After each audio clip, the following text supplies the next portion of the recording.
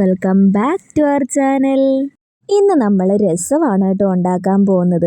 നല്ല സിമ്പിളായിട്ട് നല്ല ടേസ്റ്റി രസം എങ്ങനെയാണ് പെട്ടെന്ന് തയ്യാറാക്കുന്നതെന്നാണ് കേട്ടോ.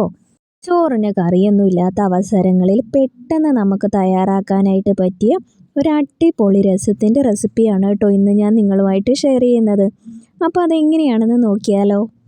ആദ്യം തന്നെ നമ്മളിവിടെ 2 മീഡിയം സൈസിലുള്ള തക്കാളി എടുത്തിട്ടുണ്ട്. പിന്നെ 2 അല്ലി വെളുത്തുള്ളിയാണ് എടുത്തിരിക്കുന്നത്. പിന്നെ ചെറിയ നെല്ലിക്ക വലിപ്പത്തിലുള്ള പുളിയും നമ്മൾ വെള്ളത്തിലിട്ട് വെച്ചിട്ടുണ്ട്. ഇനി കറി തയ്യാറാക്കാനായിട്ട് ഒരു മൺചട്ടി എടുത്തിട്ടുണ്ട്. ഇനി അതിലേക്ക് നമ്മൾ ആദ്യം തക്കാളി ചെറുതായിട്ട് അരിഞ്ഞ് ചേർത്ത് കൊടുക്കണം. ആ തക്കാളി ഇട്ട ശേഷം നമ്മൾ വെളുത്തുള്ളിയാണ് ചേർത്ത് കൊടുക്കുന്നത്. ആ തൊണ്ടോടുകൂടി ചതച്ചെടുത്ത വെളുത്തുള്ളി ഇട്ട് കൊടുക്കുന്നുണ്ട്. പിന്നെ നമ്മൾ 1 ടീസ്പൂൺ മുളക് പൊടി ചേർത്ത് കൊടുക്കുന്നുണ്ട്. 1 ടീസ്പൂൺ മല്ലിപ്പൊടി, 1/4 ടീസ്പൂൺ മഞ്ഞൾപ്പൊടി, 1/4 ടീസ്പൂണോളം ഉലുവാപ്പൊടി, 1/2 ടീസ്പൂണോളം കുരുമുളക് പൊടി, പിന്നെ കായപ്പൊടി. ഇത്രയും ചേർത്ത ശേഷം പുളിവെള്ളവും കൂടെ ഒഴിച്ചു കൊടുക്കണേ. ഇനി അതിലേക്ക് ഉപ്പാണ് ചേർത്ത് കൊടുക്കേണ്ടത്. അപ്പോൾ ആ രസത്തിന് ആവശ്യത്തിനുള്ള ഉപ്പ് ചേർത്ത് കൊടുക്കുന്നുണ്ട്. പിന്നെ വെള്ളമാണ് കേട്ടോ ഒഴിച്ചു കൊടുക്കുന്നത്. ഒരു 3 കപ്പോളം വെള്ളം നമ്മൾ അതിലേക്ക് ആഡ് ചെയ്ത് കൊടുത്തിട്ടുണ്ട്. ഇനി അത് നന്നായിട്ടൊന്ന് മിക്സ് ചെയ്ത് ഉപ്പും പുളിയും എരിവും ഒക്കെ ഒന്ന് കറക്റ്റ് ആണോ എന്നൊന്ന് ചെക്ക് ചെയ്യണം കേട്ടോ. ഈ ഒരു സമയമാണ് നമ്മൾ ഉപ്പ് നോക്കിയിട്ട് ഉപ്പും ആഡ് ചെയ്ത് കൊടുക്കാം. പുളി അധികം വേണമെന്നുണ്ടെങ്കിൽ പുളിയും കൂടി നമുക്ക് പിഴിഞ്ഞൊഴിക്കാവുന്നതാണ് കേട്ടോ. ഇനി അത് സ്റ്റൗവിലേക്ക് വെച്ച് കൊടുക്കാം കേട്ടോ. ഇപ്പോൾ നമ്മൾ ഹൈ ഫ്ലെയിമിലിട്ടാണ് കേട്ടോ ഇതൊന്ന് തിളപ്പിച്ചെടുക്കുന്നത്. തക്കാളിയൊക്കെ നല്ലതുപോലെ വെന്തുടയുന്നത് വരെ നമ്മളിത് കുക്ക് ചെയ്തെടുക്കണം കേട്ടോ. എങ്കിലേ നമ്മുടെ രസത്തിന് നല്ല ടേസ്റ്റ് കിട്ടുള്ളൂ കേട്ടോ. ഇപ്പോൾ അത് ഏകദേശമൊക്കെ ഒന്ന് തിളച്ച് വരുന്നുണ്ട് കേട്ടോ. നല്ലതുപോലെ തിളച്ച ശേഷം മാത്രമേ ഹൈ ഫ്ലെയിമിൽ നിന്നും നമുക്ക് ലോ ഫ്ലെയിമിലോട്ട് മാറ്റാവുള്ളേ. ഇപ്പോൾ ഇത് നല്ല പോലെ വെട്ടി തിളയ്ക്കുന്നുണ്ട്.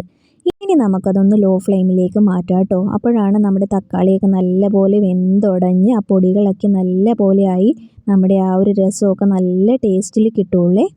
അങ്ങനെ ഒരു 10-15 മിനിറ്റോളം ഒന്ന് നല്ല പോലെ ഒന്ന് വെട്ടി തിളപ്പിച്ചെടുത്തു കഴിഞ്ഞാലേ നമ്മുടെ രസം നല്ല പെർഫെക്റ്റ് ആയിട്ട് നല്ല അടിപൊളിയായിട്ട് കിട്ടുള്ളൂ.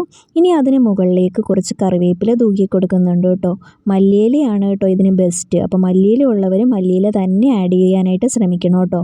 ഇപ്പോൾ ഇത് നല്ല പോലെ കുറുകി കിട്ടിയിട്ടുണ്ട്. ഒരുപാടങ്ങ് കുറുകണ്ടല്ലോ. രസത്തിൻ്റെ ഒരു കൺസിസ്റ്റൻസി അറിയാമല്ലോ. ആ ഒരു കൺസിസ്റ്റൻസി എത്തുമ്പോഴേക്കും നമുക്ക് ഓഫ് ചെയ്യാവുന്നതാണ് കേട്ടോ. ഉപ്പും പുളിയൊക്കെ നമ്മൾ നേരത്തെ നോക്കി വെച്ചത് കൊണ്ട് ഇനി അത് നോക്കേണ്ട ആവശ്യമില്ല കേട്ടോ.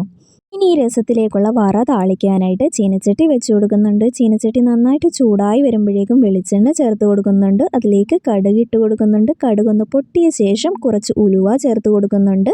അതിനുശേഷം ചെറിയുള്ളിയും വറ്റൽമുളകും കറിവേപ്പിലയും കൂടി ഇട്ട് നല്ലതുപോലെ ഒന്ന് മൂപ്പിച്ചെടുക്കുന്നുണ്ട്. ചെറിയുള്ളിയൊക്കെ നല്ല പോലെ ബ്രൗൺ കളറാകുന്നത് വരെ മൂപ്പിച്ചെടുക്കണേ. ഇപ്പോൾ ഇത് ബ്രൗൺ കളറായിട്ട് വന്നിട്ടുണ്ട്. ഇനി ഇത് നമുക്ക് രസത്തിലേക്ക് ആഡ് ചെയ്ത് കൊടുക്കാം കേട്ടോ. അപ്പോൾ അങ്ങനെ നല്ല അടിപൊളിയായിട്ടുള്ള നല്ല ടേസ്റ്റി ആയിട്ടുള്ള രസം ഇവിടെ വെറും 10 മിനിറ്റ് കൊണ്ട് തന്നെ റെഡി ആയിട്ടുണ്ട് കേട്ടോ. നല്ല സൂപ്പർ ടേസ്റ്റാണ്. അതുപോലെ തന്നെ നമുക്ക് വളരെ പെട്ടെന്ന് ഇത് ഉണ്ടാക്കാനായിട്ടും സാധിക്കും കേട്ടോ. അപ്പോൾ നമ്മൾ പുറത്തൊക്കെ പോയിട്ട് വരുമ്പോഴേക്കും കറിയൊന്നും ഇല്ലെങ്കിൽ പെട്ടെന്ന് നമുക്കൊരു തക്കാളി ഉണ്ടെങ്കിൽ ഇത് പെട്ടെന്ന് വീട്ടിൽ തയ്യാറാക്കി എടുക്കാനും പറ്റും കേട്ടോ. ഇതുവരെയും ഇതുപോലെ ഒരു രസം തയ്യാറാക്കി നോക്കിയിട്ടില്ലെങ്കിൽ നിങ്ങൾ ഉറപ്പായും ഇതൊന്ന് വീട്ടിൽ ട്രൈ ചെയ്ത് നോക്കാതിരിക്കല്ലേ. നല്ല സൂപ്പറായിട്ടുള്ള നല്ല ഈസി ആയിട്ടുള്ള ഒരു ഐറ്റം തന്നെയാണ്. ഈ ഒരു റെസിപ്പി നിങ്ങൾക്ക് ഇഷ്ടമായെന്ന് കരുതുന്നു. ഇഷ്ടമായെങ്കിൽ ലൈക്ക് ചെയ്യാനും ഷെയർ ചെയ്യാനും ഇതുപോലെയുള്ള സിമ്പിൾ ആൻഡ് ടേസ്റ്റി റെസിപ്പീസിനായി എൻ്റെ ചാനലൊന്ന് സബ്സ്ക്രൈബ് ചെയ്ത് സപ്പോർട്ട് ചെയ്യാനും മറക്കല്ലേ. Thank you for watching. By.